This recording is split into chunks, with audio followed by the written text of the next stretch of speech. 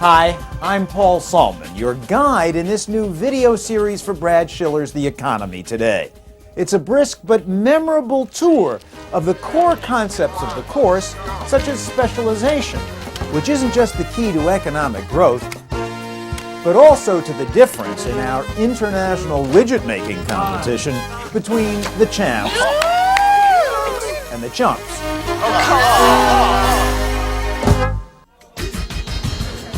Another example. When economists say perfect competition, you might think they're talking about a close game, but you'd be all wet. Just give us 10 minutes, we'll clear up the concept of competition, perfect or otherwise. All right, I'll give you 3,500. No. How rational are we? Economic man and economic woman demonstrate. 5,000. 5,000. 5,000. Just bought yourself a car. Yes! And for those who struggle with graphing, we'll cover the basics and provide some memory tricks of our own, such as this one. Supply goes up. Supply. Throughout, we'll tell you real stories about real people. Because after all, says textbook author Brad Schiller, the economy is us. The economy is not an abstraction, it's what we do every day. And economics is really the study of why we make decisions about what to buy, what to produce, what jobs to take, how much those jobs will pay. These are the key ingredients of the economy. That's why we say the economy is us. This series is about all of us. It's sort of reality TV with a point. Videos that aim to be amusing, memorable, and above all, worthwhile, which in economic terms means that the benefit of watching is not only greater than the cost of watching, but greater than anything else you could actually be doing with your time right now. And if that sounds a little extreme, just watch. This video introduces one of the most important and useful concepts in economics: opportunity cost. Let's begin at a college football stadium just outside Boston. Partly, I was here in my capacity as sports nut. Touchdown! One of the many fans following the fortunes of the Boston College Eagles. But the armchair economist in me was looking for more than an easy win. Seeing that so many people had chosen to spend their day cheering their favorite team to victory, I wondered first about the economic benefit these fans placed on attending the game. Let's say I offered each of you, I said, I'm going to buy your ticket, you can't go to the game. How much would you offer? $10. Not worth it. Would anybody take 15? No. 75? No. 80?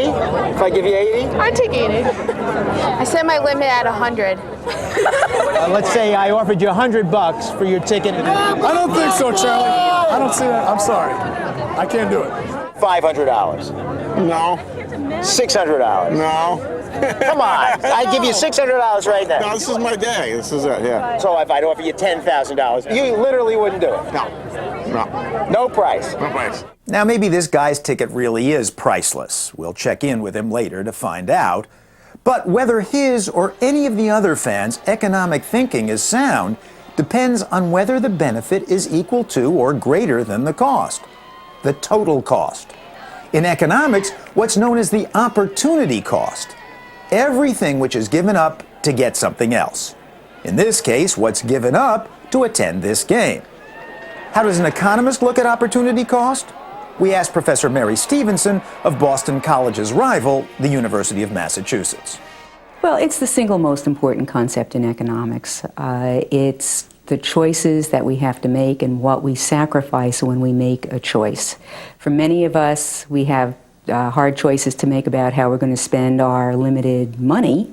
But even for people who have lots more money than we do, there's still the question of how you're going to spend your time. Even somebody like Bill Gates has to make choices about how to spend his time because he has the same hours in the day that the rest of us do.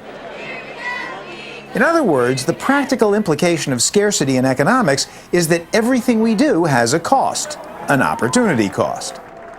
Suppose, for example, that we asked Nobel laureate economist Robert Solow to speak to your class. In economic terms, how would he analyze it? I say to myself, what would I do with the time and trouble that it's going to take me to prepare for this class, give the class, answer the questions, come back home, take a shower, and settle down for the evening. And that will give me a number. Suppose I can value that time and trouble. The thing I would do instead of doing that is something that I would pay $1,000 to do. Then what I should say is that any price over and above $1,000 makes this a net gain for me. That doesn't say I should ask for a $1,000 fee. I should ask for the largest fee that I think the sucker will pay. But if that largest fee is not as much as $1,000, then I won't go. As it turns out, this is a rather old idea, as we learned from the man on the $100 bill, Ben Franklin, who expressed it somewhat differently in the late 1700s. You, sir, once wrote that time is money. And 250 years later, it's become a cliche. What was it exactly that you wrote? Well, it was somewhat more than that in my little epistle, Advice to a Young Tradesman. In the pamphlet Advice to a Young Tradesman, which Ben published himself in 1748, he coined the famous phrase, using as his example a worker who usually makes 10 shillings a day, but chooses to work only half a day, then hits the pub and spends 6 pennies there. Remember that time is money. He that can earn 10 shillings a day by his labor and goes abroad or sits idle 1/2 of that day, though he but spends but 6 pence during his diversion, ought not to reckon that the only expense. He has really spent, or rather thrown away, 5 shillings besides. So your point is that time is money in the sense that he's foregone the 5 shillings he would otherwise have made. He has not the opportunity, right. Ah, and they now call that opportunity cost, you know. No, I've not heard of that. Opportunity cost. The cost of having been idle when he could have been earning money. Ah, I see your point. I see your point. I think it was your point, sir. Now, the concept of opportunity cost includes all the resources that go into any course of action. Cash out of pocket, time, energy, and so forth. Resources both hidden and obvious, translated into the coin of the realm in economics, money. Resources that I could have used to do something else. So the opportunity cost of going to the game is the value to me of what I could have done instead. And this is crucial since the basic premise of economics is trade-offs. The idea that you can't have it all. So what opportunities am I missing if I'm at the BC game? You could have been at the Nutmeg Ballet, or you could have been at a nightclub. We all have choices to make, and every choice involves giving up something else. If you choose one of them rather than the other, the opportunity cost of doing that thing is the one that you don't do, the option that you don't take.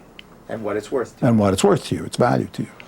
Solow uses the example of this very course. The opportunity cost of the time and trouble you're spending taking this course is precisely the best activity that you would substitute for it if you decided you couldn't. Imagine that it got canceled. Imagine that the course went up in smoke somehow. You would have so many hours a week on your hands.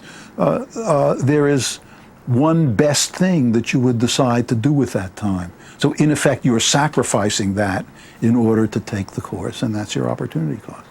People often forget this, though, right? I mean, people first of all, they think of cost only as purely monetary.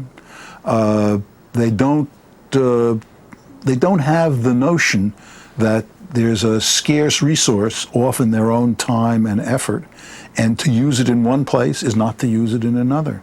And when you're not using when you're not doing something that you could have done, you are sacrificing that thing. You're giving it up, and that's your cost. There's one last small matter to resolve. That fanatic at the football game. When we forced the issue, it turns out that even he had a price. No, but if I offer you $1 million for your ticket. I might do that, yeah. Might do that because for anything at some price, the opportunity cost for practically anyone simply becomes too high.